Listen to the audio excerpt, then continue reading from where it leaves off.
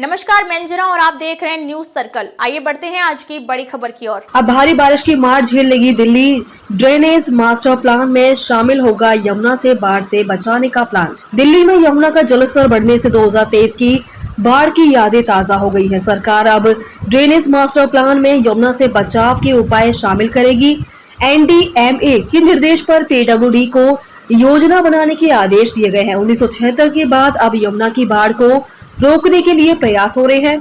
विशेषज्ञों ने दीर्घकालीन और तुरंत उपायों की आवश्यकता पर बल दिया है। दिल्ली में यमुना उफान पर है। हर किसी को जुलाई 2023 के हालात की याद आ गई, जब दिल्ली के कश्मीरी गेट से लेकर आईटीओ तक का रिंग रोड का इलाका जलमग्न हो गया था और इस इलाके में नाव चल रही थी, जिससे देखते हुए दिल्ली के लिए बन रहे ड्रेनेज मास्टर प्लान के दिल्ली में यमुना की बाढ़ से बचाने की योजना भी अब शामिल होगी। राष्ट्रीय आपदा प्रबंधन प्राधिकरण ने इस मामले में भेजे गए पत्र के बाद दिल्ली सरकार ड्रेनेज मास्टर प्लान के मसौदे में बदलाव करेगी। इस बारे में सरकार ने लोक निर्माण विभाग को निर्देश दिए हैं। प्राधिकरण में यमुना में बाढ़ आने पर दिल्ली को बचाए जाने के लिए योजना बनाए जाने की बात कही गई। इसके लिए अब यमुना की बाढ़ का चैप्टर भी मसौदे में जोड़ा जाए। ऐसे में दिल्ली में मानसून के दौरान जल निकासी के समाधान को लेकर बनाए गए ड्रेनेज मास्टर प्लान के मसौदे जारी होने में समय लग सकता है। 50 साल बाद फिर से दिल्ली के ड्रेनेज मास्टर प्लान के लिए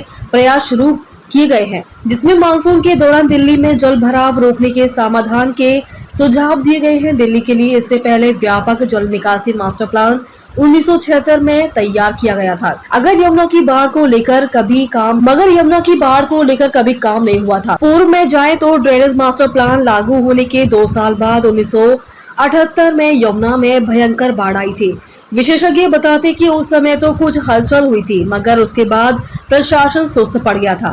फिर यमुना में बाढ़ नहीं आई और सभी कुछ ऐसे ही चलता रहा। अधिकारियों का कहना है कि शहरीकरण तेजी से बढ़ने के कारण एक नई रणनीति की जरूरत है। लोक निर्माण विभाग ने शहर को 3 बेसिन नजफगढ़, बारामुल्ला और ट्रांस यमुना बेसिन में विभाजित किया है और जल निकासी नेटवर्क को फिर से तैयार करने के लिए सलाहकारों को नियुक्त किया है।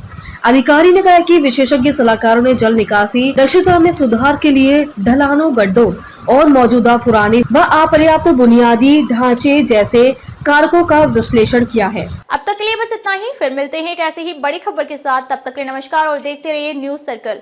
अगर आपको वीडियो पसंद आई हो तो लाइक करें व शेयर करें। ऐसे लेटेस्ट अपडेट पाने के लिए बेल आइकन प्रेस करना ना भूलें। अगर आप हमें फेसबुक या फिर इंस्टा के माध्यम से देख रहे हैं तो हमारे पेज को फॉलो जरूर करें। धन्यवाद।